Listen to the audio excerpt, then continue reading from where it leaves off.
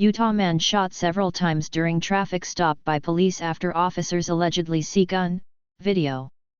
A recent college graduate in Utah was shot several times by police during a traffic stop in early March after officers allegedly saw him reaching for a gun, body camera video shows.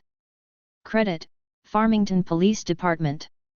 A Utah man shot several times by police officers during a traffic stop is possibly connected to the Sovereign Citizen Movement, a group of people who are described by the Federal Bureau of Investigation as believing they are sovereign from the U.S. and don't have to answer to any government authority.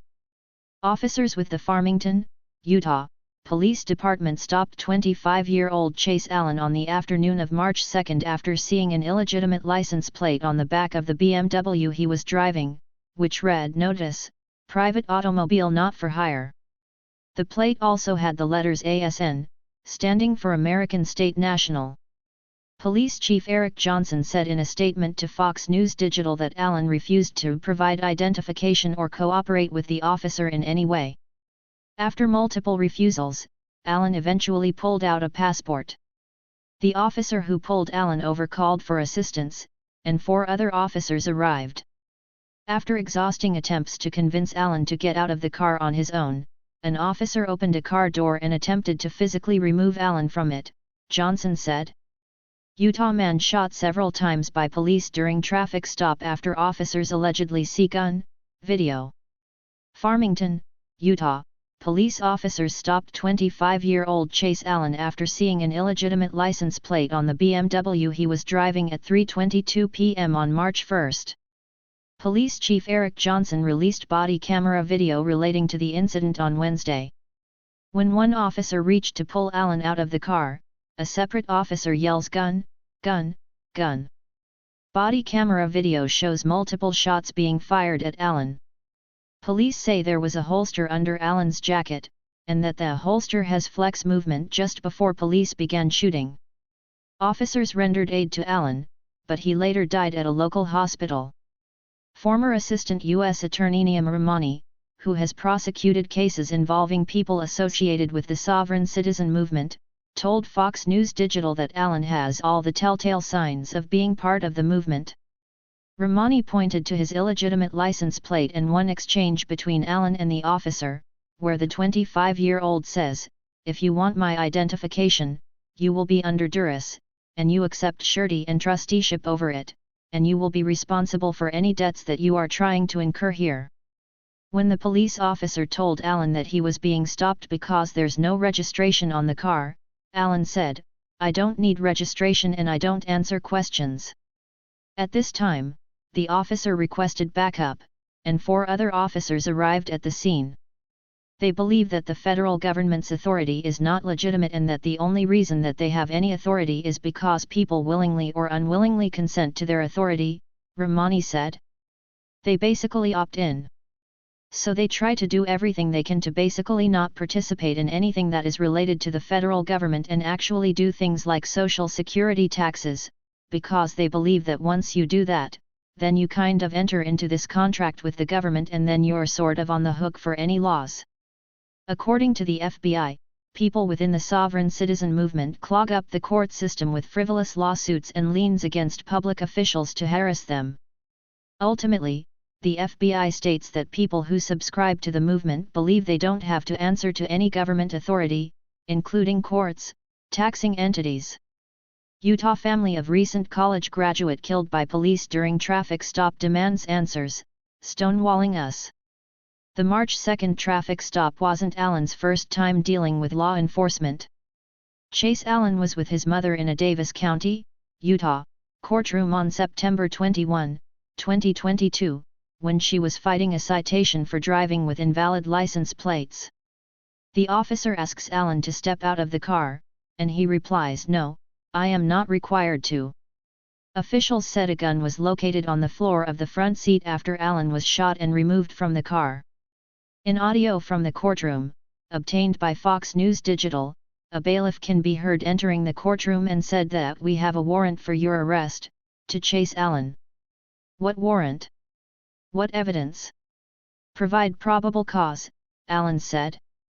"This is battery and assault," Chase Allen can be heard screaming as he was taken into custody. "This is treason." When asked if there's anything that the bailiffs can do to get Chase Allen to comply, he says, "I am not complying." Diane Allen then calls 911 and says that someone is being assaulted in the courtroom. "Our rights are being violated, there has been an assault and battery," Allen said. "I'm at the Davis County Justice Department and I'm being assaulted. I need help. They have been placing their hands on me, forcing me to do things I don't want to do." After a bailiff told Diane Allen that she would be taken into custody if she didn't hang up the phone, she left the courtroom. A probable cause affidavit for Chase Allen's September 21, 2022, courtroom arrest obtained by Fox News Digital states that he became disruptive and non-compliant during the court hearing, adding that he refused to comply with Davis County court deputies and began to resist officers. The probable cause affidavit also states that Chase Allen refused to identify himself several times.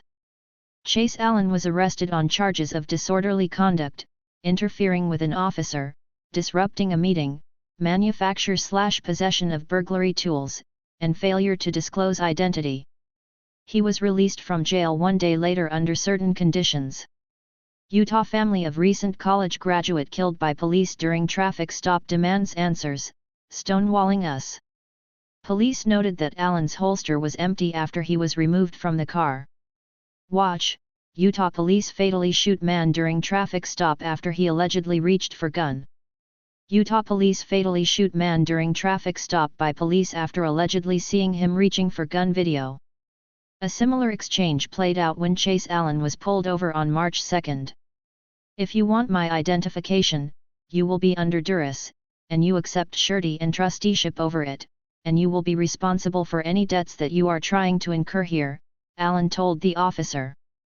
"You are not allowed to stop me," Allen said before handing over his passport.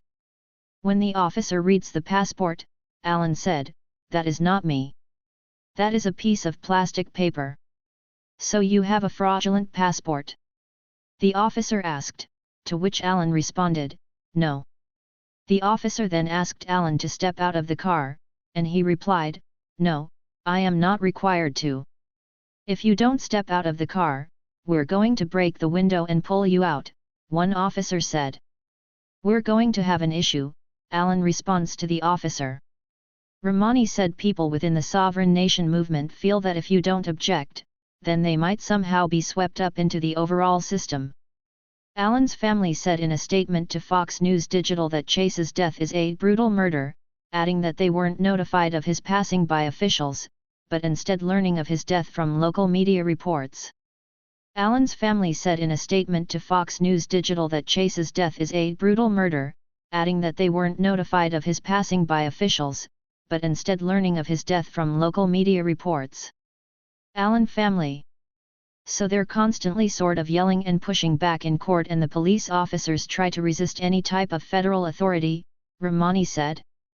Allen's family said in a previous statement to Fox News Digital that Chase's death is a brutal murder, adding that they were not notified of his passing by officials and only learned that he had died. From local media reports. "Police are stonewalling us.